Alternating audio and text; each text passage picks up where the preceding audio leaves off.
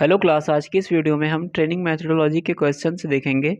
तो स्टार्ट करते हैं। देखिए, हमारा पहला क्वेश्चन है, national skill development corporation NSDC of India was established in. यानी भारत में जो NSDC national skill development corporation है, जिसे हम कहते हैं राष्ट्रीय कौशल विकास निगम, की स्थापना कब हुई थी। तो देखिए, इसके ऑप्शंस हैं। पहला ऑप्शन है 2008, दूसरा 2011, तीसरा 2013, चौथा 2015। तो एनएसडीसी की जो स्थापना हुई थी वो सन 2008 में हुई थी। तो ऑप्शन नंबर 1 इसका राइट आंसर होगा। अगला क्वेश्चन है, information are stored inside the brain recalling some information from the brain due to the action of a certain stimulus is called.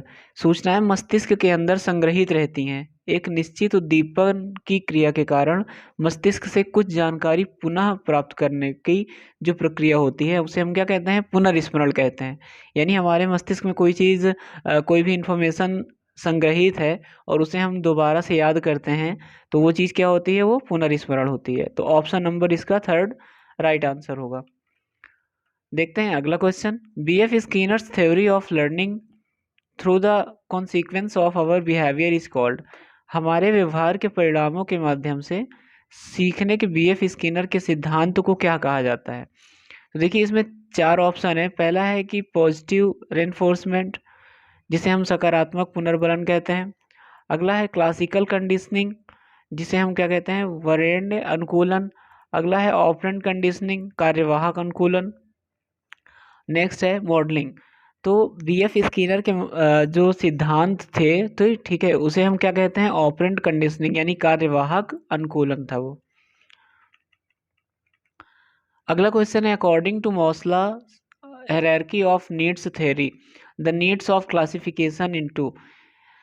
Maslow के अकॉर्डिंग, ये जो मैस्लो हैं उनके अकॉर्डिंग जो नीड्स है उनको कितने प्रकार में बांटा गया, तो उनके अकॉर्डिंग जो है नीड्स को 5 प्रकारों में बांटा गया था। तो ऑप्शन नंबर 3 राइट आंसर।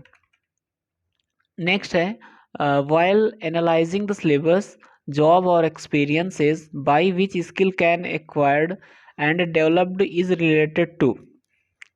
यानी पाठ्यक्रम का विश्लेषण करते समय कार्य या अनुदेशक जिनके द्वारा कौशल अर्जित और विकसित किया जा सकता है, ठीक है, तो वो क्या है। देखिए, किसी भी कौशल को अर्जित और विकसित करने के लिए हमें क्या करना होता है, हमें डूइंग यानी कि उस कार्य को करते रहना होता है, ठीक है। अगर हमारे पास नॉलेज है और ओरिएंटेशन बीइंग है तो इससे नहीं होगा, लेकिन आपको क्या करना है, उस कार्य को करते रहना है। तब आपका क्या होगा, आपका कौशल अर्जित होगा और विकसित भी होगा। तो option 1 is right answer. Next, how many reference methods are used for analysing the syllabus और कोर्स कंटेंट। पाठ्यक्रम या पाठ्यक्रम सामग्री का विश्लेषण करने के लिए कितनी संदर्भ विधियों का उपयोग किया जाता है। तो इसमें ऑप्शन है 2, 3, 4, 5। कौन सा ऑप्शन होगा, इसमें कितने विधि होती हैं, तो इसमें 2 विधियों का यूज किया जाता है, ठीक है। अगला क्वेश्चन है, with reference to related information a motor car driver dash all the driving techniques. यानी संबंधित जानकारी के संदर्भ में एक मोटर कार चालक को सभी ड्राइविंग तकनीकों का ज्ञान अवश्य होना चाहिए, या उसे जानना चाहिए, या वो जान सकता है। देखिए, बात किसकी हो रही है, बात यहाँ पे हो रही है कि related information a motor car driver है ना। जो कार ड्राइवर है उससे उसे क्या होना चाहिए, उस कार से रिलेटेड, है ना, कार मोटर कार से रिलेटेड इंफॉर्मेशन उसे अवश्य जानना चाहिए।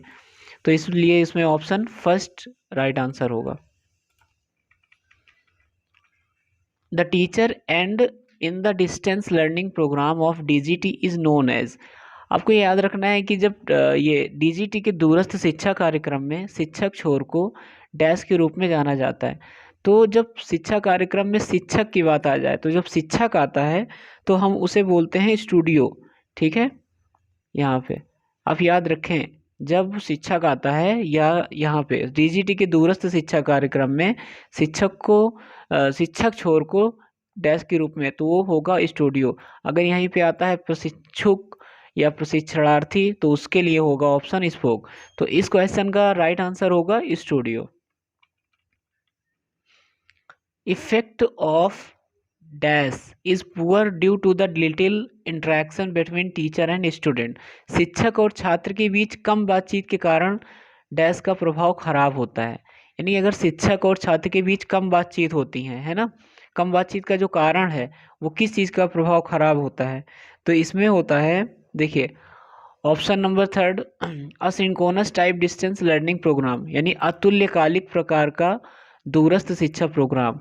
जब ऑप्शन आपके पास आता है शिक्षक और छात्र के बीच में कम बातचीत करने का, तब आपको टिक करना होता है अतुल्यकालिक प्रकार का दूरस्थ शिक्षा प्रोग्राम।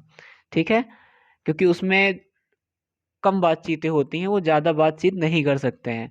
अगर अधिक बातचीत करते हैं तो उस कंडीशन पे आप क्या करते हैं, सिंक्रोनस टाइप डिस्टेंस, यानी कि तुल्यकालिक प्रकार का दूरस्थ शिक्षा प्रोग्राम। ठीक है, तो इस क्वेश्चन का जो राइट आंसर होगा वो ऑप्शन नंबर थर्ड होगा, अतुल्यकालिक प्रकार का दूरस्थ शिक्षा कार्यक्रम। तो देखते हैं अगला question. Indira Gandhi national open university new Delhi was established bye an act of parliament of India in. Indira Gandhi राष्ट्रीय मुक्त विश्वविद्यालय नई दिल्ली की स्थापना भारत की संसद के एक अधिनियम द्वारा डैश में की गई थी। तो किस अधिनियम के द्वारा की गई थी, 1985 में। Option number 1 is right answer. अगला क्वेश्चन देखते हैं। विच one of the following is a visual aids. अब देखिए विजुअल एड्स क्या होती हैं, ऐसी एड्स होती हैं, ऐसी सहायक सामग्री होती हैं जिनमें हम क्या करें, विजुअलाइज करें, देखें। तो देखिए रेडियो जो होता है वो एक ऐसा टीचिंग एड्स है जिसमें हम सुनते हैं, है ना, टेप रिकॉर्डर में भी हम सुनते हैं। स्लाइड प्रोजेक्टर जो होता है इसमें क्या करते हैं, हम उस चीज़ को विजुअलाइज करते हैं, देखते हैं। तो यहाँ पर इसका राइट ऑप्शन क्या होगा, ऑप्शन नंबर 3 स्लाइड प्रोजेक्टर। अगला देखते हैं कि विच one of the following is a type of display board. इनमें से डिस्प्ले बोर्ड कौन कौन सा है। तो जैसा हमने डिस्प्ले बोर्ड पढ़ रखा है कि देखिए मैग्नेटिक बोर्ड भी एक डिस्प्ले बोर्ड होता है, फिर फ्लैनल बोर्ड भी एक बोर्ड होता है ना, बुलेटियन बोर्ड भी होता है, ऑल ऑफ एबव। तो इसका जो राइट आंसर होगा वो कौन सा होगा, ऑल ऑफ दीज, ये सभी, option number 4। Which one of the following is a component of communication system. निम्नलिखित में से कौन सा संचार प्रणाली का एक घटक है। तो संचार प्रणाली का घटक मतलब जिसमें हम कम्युनिकेशन सिस्टम की बात कर रहे हैं, ठीक है। तो कम्युनिकेशन सिस्टम में देखिए सबसे पहले सोर्स भी होता है, मैसेज भी होता है और रिसीवर भी होता है। तो इसलिए option number D, option number 4 is the right answer, all of these होगा। ठीक है। अगला क्वेश्चन है कि which of the following techniques aids gives the effect of the real student. निम्नलिखित में से कौन सी तकनीकी सहायक सामग्री की वास्तविक स्थिति का प्रभाव देती है। चार्ट, सिमुलेटर, चुंबकीय बोर्ड, चाक बोर्ड। तो इसमें क्या होगा, हमारा सिमुलेटर होता है, जो वास्तविक स्थिति का प्रभाव देता है वो होता है सिमुलेटर। ठीक है। अगला क्वेश्चन है operation seat is made by. जो परिचालन पत्रक होता है वो किसके द्वारा बनाया जाता है, वर्कर के द्वारा बनाया जाता है, अनुदेशक के द्वारा, या विद्यार्थी के द्वारा, या इनमें से कोई नहीं। तो जो आपकी ऑपरेशन सीट होती है वो अनुदेशक यानी इंस्ट्रक्टर के द्वारा बनाया जाता है। तो option number B is right answer. Which of the following material is prepared by student. अब इनमें से ऐसा कौन सा मटेरियल है जो स्टूडेंट्स के द्वारा बनाया जाता है। पहला ऑप्शन है देखिए ऑपरेशन सीट, दूसरा information sheet, assignment sheet and none of these. तो इनमें से क्या है जो स्टूडेंट के द्वारा बनाया जाता है। देखिए स्टूडेंट के द्वारा इनमें से तीनों में से कोई भी चीज़ नहीं बनाई जाती, क्योंकि ये तीन की तीनों चीज़ें इंस्ट्रक्टर बनाता है। तो इसमें राइट आंसर होगा option number 4 none of these. अगला आता है कि इन विम what does W stand for. विम में डब्ल्यू से क्या अभिप्राय है ना। तो देखिए विम जो होता है वो रिटन इंस्ट्रक्शन मटेरियल होता है। तो डब्ल्यू का मतलब यहाँ पे क्या हो जाएगा, written. Which one of the following is a characteristics of a test. निम्नलिखित में से कौन एक परीक्षण की विशेषता है, परीक्षण की विशेषता क्या है ना। तो इसमें देखिए ऑप्शन 4 दिए हुए हैं, वैलिडिटी यानी वैधता, रिलायबिलिटी यानी विश्वसनीयता, और ऑब्जेक्टिविटी मीन्स उद्देश्यता, ऑल ऑफ दिस। तो इनमें से जो हमारा एग्ज़ाम होता है, परीक्षण की विशेषता होती है, देखिए उसमें वैलिडिटी भी होती है ना, वैधता भी अनिवार्य है, विश्वसनीयता भी अनिवार्य है, और उसका ऑब्जेक्टिव भी होता है। तो इसलिए इसमें ऑप्शन नंबर 4 राइट आंसर होगा।